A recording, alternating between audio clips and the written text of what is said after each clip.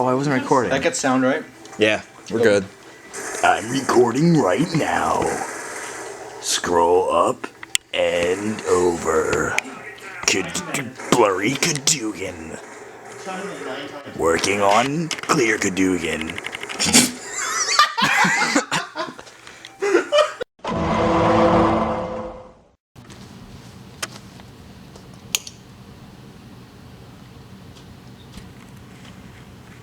The 1920s. In the year 1919, Congress passed the 19th Amendment. The 19th Amendment guaranteed the women the right to vote in America. On August 18, 1920, Tennessee became the 36th state to ratify this amendment, which meant that the amendment was then adopted by the United States and entered into the Constitution. This amendment was a milestone for the women's suffrage and women's rights movement during this time period. Despite having mixed support, the amendment was passed.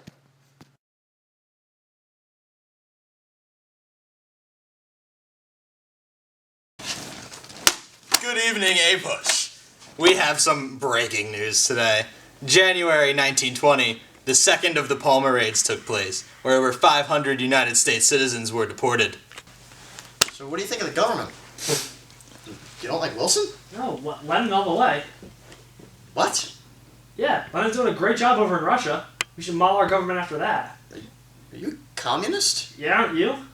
No, are you serious right now? Yeah. Alright, let's take a walk here. Alright. I really don't appreciate the fact that you're a communist, so I'm Really? gonna need you to, get out of my country. They're ruining this place, man.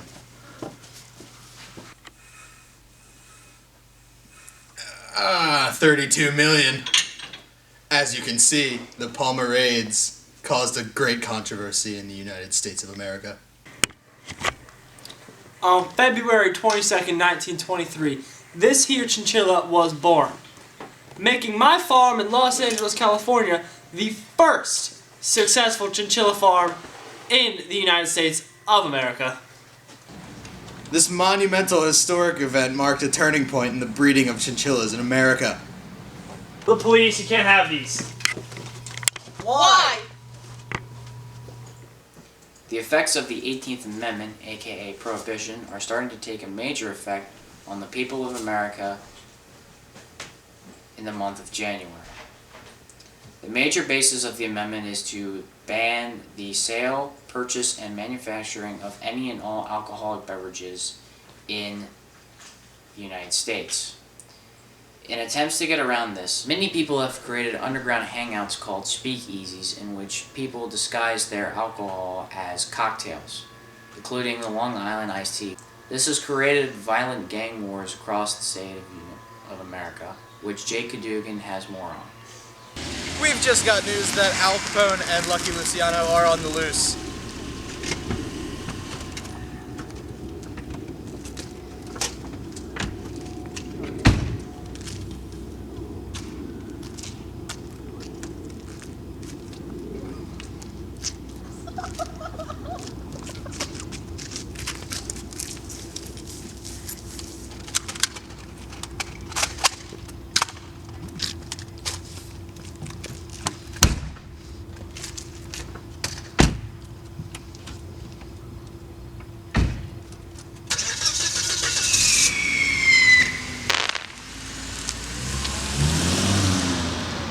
And there they go.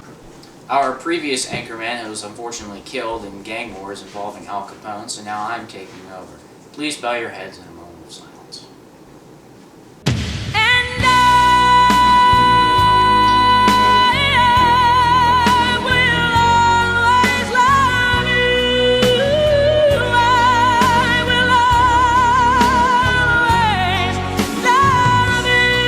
Now, on to more news. A trial discussing the factors of human evolution being taught in school is being debated today in a courtroom in Dayton, Tennessee. We now go to our anchorman down there, me. I am here today with Mr. John Scopes to discuss his trial against the state of Tennessee, where Mr. Scopes has been convicted of breaking the Butler Act and teaching human evolution in a publicly school. So, Mr. Scopes, do you feel that you have been violated? Yeah, I feel like the ruling is completely ridiculous. Do you believe that the Butler Act should be revoked? Yeah, of course. I feel like we should be able to teach evolution to any student we want. So, Mr. Scopes, do you feel that the hearing was incorrect? Yes, I do. I feel like I didn't really violate the Butler Act. Do you know what the Butler Act is? Yeah, of course I do. It's where you can't teach evolution in schools. So then you feel that the act should be removed and everybody should be taught human evolution and biology. Of course I do. I feel like everyone in school should be taught evolution. I used the textbook Evolution from Civic Biology, and I feel like that's great to teach young kids. Thank you very much.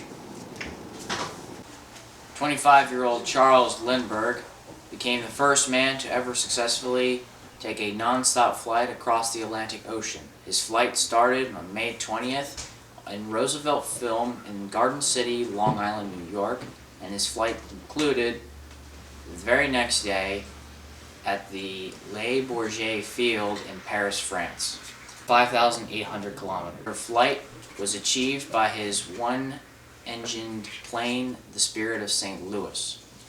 He is to be awarded the Medal of Honor for his achievement.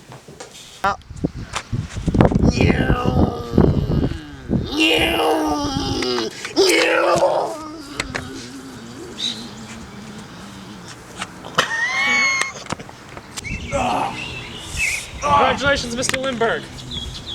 How does it feel to be the first man to fly all the way across the Atlantic Ocean? Feels great. May 21st will live in history as a great day for the United States. Look, it's Steamboat Willie.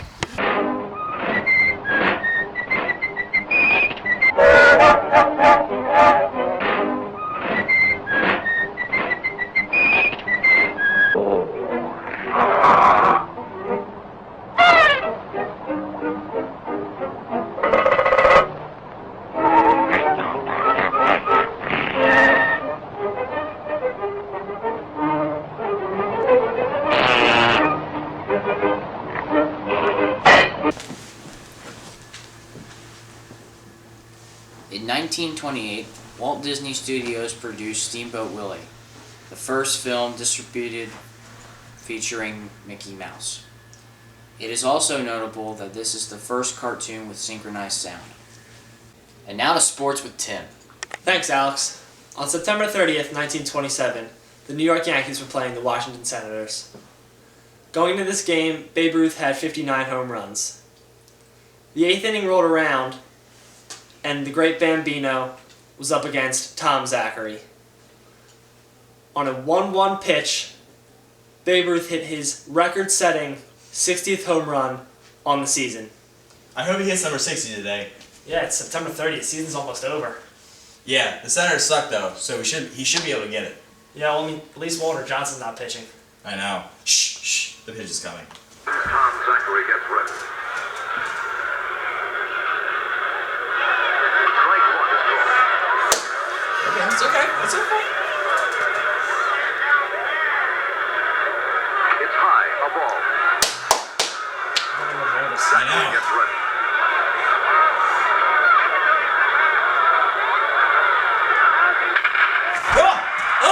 It's coming right to us!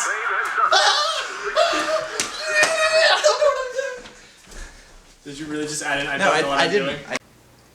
7 members of the Irish gang led by Bugs Moran in the north side city of Chicago was killed today, February 14th, 1929, by South Side Italian mobsters led by Al Capone. Capone's men were alleged to be wearing police uniforms when the crime was committed. While the perpetrators remain unknown, their motive was clear: to gain control of organized crime in the city of Chicago. Did you hear about these gang wars, man? Yeah, They're freaking crazy. The Irish and the Italian and Al Capone. I know. It's Police!